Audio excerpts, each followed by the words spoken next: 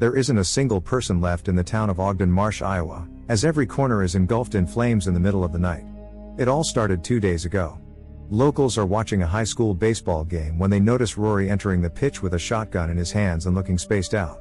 Deputy Russell flees the pitch, while Sheriff David approaches Rory and, mistaking him for drunk, gently asks him to drop the weapon.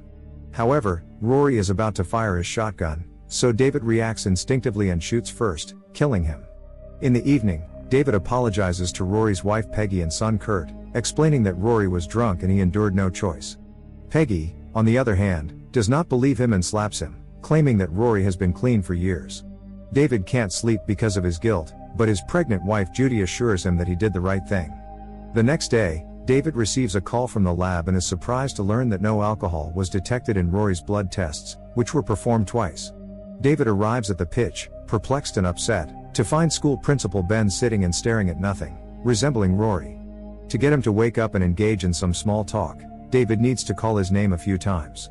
Deirdre takes her husband Bill to see Dr. Judy at the hospital in the interim. Bill looks a little disoriented, but he insists it's nothing serious, he's just tired. He simply reiterates his response when Judy poses a different query.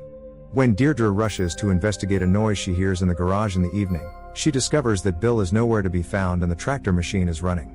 Deirdre turns it off, then rushes back inside to look for her son after hearing him scream. When she notices his room is empty, she becomes concerned, but the child discovers her and tells her to keep quiet. The child says that Bill has a knife, so they go to hide in the wardrobe. They attempt to remain silent as they hear Bill going upstairs, but Bill discovers them anyhow and locks the door right away. Bill continues to pour gasoline all over the house and sets it on fire, ignoring his family's frantic cries. It's too late, Deirdre and the child are dead, when the police and firefighters arrive at the house. Apparently Bill is only blowing a whistle in response to Judy's irate yell at him for what he did, while his house burns down. He is later brought to the police station to await his transfer, where he sits in his cell and does nothing but stare. 3 hunters are heading down the bog outside of town when they discover, to their surprise, a parachute stuck in some trees. They yell as they extract the end from the water and find the corpse of an army pilot. Russell recalls hearing a rumor of a plane crash in the bog, which at the time sounded like a big lie because that's too big to go unnoticed, but soon the police arrive to investigate. When David and Russell choose to go to the bog by boat, they are startled to see that an aircraft is submerged. Initiate Containment Protocol appears as a drone camera from above pans down on the town. With a theory in mind, David investigates the source of the town's water supply and establishes that it comes from the bog. The first house it reaches is Rory's. David believes that an army plane that crashed into a river without any news coverage is highly suspect and that the plane is tainting the water and sickening people. When he and Russell go to the mayor, they ask him to turn off the water supply, but he says no, explaining that doing so will destroy the crops and put the city in financial ruin their entire community. Fearing for his family's safety, David chooses to defy orders and turns off the water supply on his own. He even takes out the valve to make sure no one can turn it back on. They are startled to discover Bill bleeding on his cell floor when they get back to the station. They wonder if he's dead, but as they get closer, Bill appears to be a zombie and attempts to attack them. David knows that Bill ought to have been picked up by now, but when he tries to get in touch with his superiors, he finds that the internet is down and the phone lines are broken. When David next steps outside, he discovers that everyone has left the town aside save for a woman riding a child's bicycle. David tries to approach the enigmatic black car that is taking pictures of him at that moment, but it swiftly drives off. David then heads to the morgue, where he checks the first body he finds and notices that the eyes and mouth are stitched shut. When David checks on the body, he discovers that the face has also been stitched, and a noise coming from another table suggests that the body is still alive. The man warns David not to try to cut out the thread just before the medical examiner strikes him in the back. This guy appears to be infected as well, and he cuts David's shoulder during the fight that follows when he tries to kill him with a bone cutter. In an attempt to kill the examiner instead of the cutter, David pulls at the cable. But the cutter starts to bounce on the ground and head toward David. Fortunately, Russell stops it just in time. Following that, David returns home and tries to persuade his wife to flee to her parents' home, but Judy refuses, saying that the town needs a doctor in an emergency. David goes outside to check the barn when Judy notices someone outside their home, only to be arrested by the military. They force him onto a bus, where he discovers that many locals, including Judy and Russell, have been abducted. They are transported by bus to a military camp that has been established at the neighborhood school, where individuals are detained behind fences. Every member of the group, even the young ones, is taken through a series of tents to be scanned for radioactivity and body temperature. Those who receive negative results are taken away from their families. David has to fight their captors because Judy's temperature is too high and the soldiers take her away. But he can be easily defeated and knocked unconscious. After being strapped inside by a stretcher, Judy witnesses numerous mask-wearing soldiers, distressed locals, and bloodstains.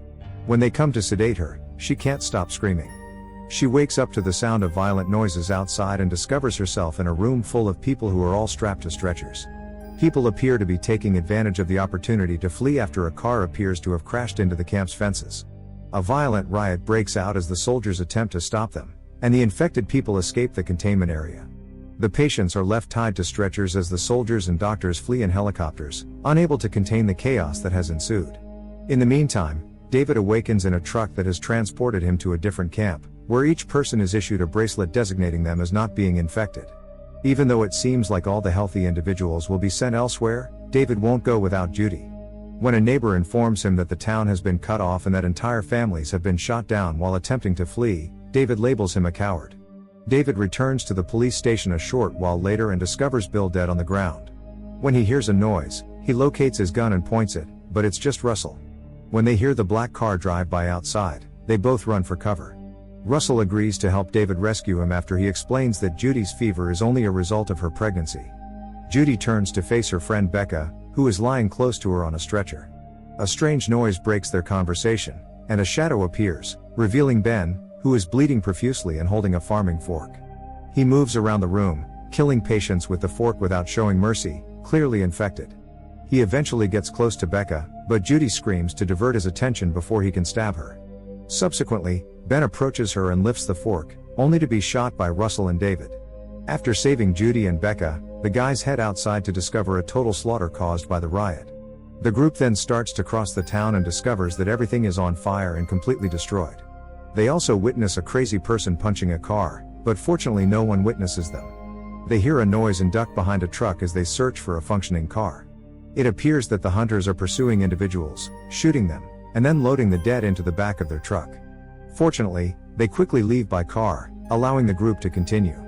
When they eventually come close to Becca's boyfriend's home, she runs to find him. When David points his own gun at Scotty, who has his weapon drawn, Scotty apologizes and claims he was just checking to be sure. He clarifies that his mother is gathering supplies and that everything is alright, but that they are interrupted when they notice someone approaching. As the group hides in the barn, they witness as a group of soldiers surrounds the home and drags the elderly woman outside to administer the test. When Scotty can no longer take it any longer and rushes outside to save his mother despite David's warnings, the soldiers shoot them both and use a flamethrower to set their corpses on fire. One of the soldiers enters the barn after receiving orders to sweep the area, but David and Russell apprehend him fast and take him to the back under duress. The incredibly young soldier clarifies that the squadron was only flown over per orders, and he doesn't know the specifics either. He promises that if they let him go, he won't tell anyone about them and that he didn't enlist in the army to shoot civilians. David gives him another chance while he's still in danger, and the soldier leaves telling the others to leave since no one is here. The group arrives at David's house early the following morning. Judy chooses to visit the nursery to say goodbye to the others while Russell fixes up an old car. She doesn't realize that Peggy, who is infected, is behind her. When David rushes to the nursery after hearing a disturbance downstairs, he discovers Judy strapped to a chair. David tries to grab his fallen gun, but Peggy stabs him in the hand, leaving it stuck on the floor. Suddenly, an infected Kurt jumps on him, attempting to kill him. After that, she pulls the gun and points it at Judy. David tells her that he killed her husband in order to divert her attention. When Peggy turns the gun on him, David intervenes fast to disarm her and frees his hand so he can stab Peggy to death. Then Russell shoots David through the window, killing him before Kurt can get the gun and kill him. Russell then enters to shoot the bodies a few more times just in case, after David has freed Judy. Judy is disturbed by this and fears that he might also be infected, but David argues that they owe him their lives. After the group gets in the car and drives off, Becca begins to cough. Russell believes she might be infected because everyone starts fighting with one another right away. They see a helicopter flying by at that point, so David turns the car and hides inside a car wash to avoid being seen. The washing machine is switched on, and the platform starts to move as soon as Rebecca notices someone outside while they wait for the helicopter to take off. When David tries to drive them away, the platform holds the car in place. Before long, A horde of infected workers encircle the car and launch an assault on the group, smashing the windows to gain entry. David is fighting one of them when the other reaches for Becca, causing her to kick him off and smash his head against the car. After much wrangling, David also succeeds in pushing the other man away and eventually moves the car forward, but Becca is killed when an employee who was standing at the back of the vehicle wraps a hose around her neck. When Russell and David stop the car and Judy rushes to Becca, it's too late. Russell and David are killing the crazy guys. The helicopter flies by and blows up their car, worsening the situation. After that, the three of them that are still alive begin to walk down the road and eventually come across Russell's truck, which has been damaged by spikes. David decides they should steal the mysterious black car as soon as they see it approaching, but Russell becomes overly combative and throws the spikes onto the road, causing the car to flip and crash. Russell tries to shoot the agent who crawls out of the car, but David stops him and demands an explanation.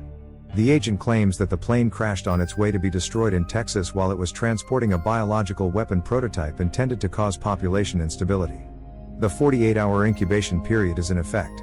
After Russell shoots the man, David becomes convinced that his friend must be infected. And Russell says that after David takes his rifle away, he also points a gun at them, forcing them to return his rifle before reminding them of the number of times he had saved their lives. Russell then treats the couple like hostages and orders them to relocate. Russell wastes all of the rifle's ammunition in the air after they have been walking for a while, and David tries to comfort him. Russell eventually confesses he's not feeling well as he looks up at the sky after David punches him and takes the gun when he lowers the gun. In order to enjoy their company in his final moments, he requests to walk with them for a little while longer. A while later, the group discovers that the military has blocked the route to the highway. Russell claims that he can purchase them later. Russell then rushes toward the soldiers to divert their attention after David hands him the gun. Even though the soldiers shoot him down before he can use his gun, David and Judy have enough time to slip past and cross the town line. When they finally arrive at a truck stop, they discover to their dismay that 3 fully loaded trucks that were meant to evacuate the living individuals inside are actually carrying dead bodies. The bullet shells suggest that this was always the government's intention. The hunter grabs his leg and drags him into a fight even though he finds them before he can move. Judy shoots the second hunter dead on impact as soon as he tries to get inside the truck. David hits the hunter a few times before covering him in oil and using his lighter to set him on fire. He then rolls away to avoid being touched by the flames. The couple then drives off in the truck, listening to a countdown that soon reaches 0 because David had brought the military radio with him. They quickly realize the military has destroyed their town when they hear an explosion and see a flash of intense light illuminating the entire area. The truck is blasted off the road by the bomb's blast wave, which reaches it. They hold hands as they witness their cherished hometown being reduced to rubble because they are both lucky enough to survive. The couple then starts traveling toward the closest city without realizing that a drone is watching them and that the words "Initiate Restriction Protocol" are displayed. In the meantime, national newscasts state that the town was overtaken by a typical fire that was uncontrollably spreading due to the wind, and that the explosion that some witnesses claimed to have seen was actually an accident at a petroleum chemical plant. The reporter is present when the transmission is abruptly cut off by an infected individual. Make sure to subscribe and turn on notification, so you can watch more videos like this. Thanks for watching.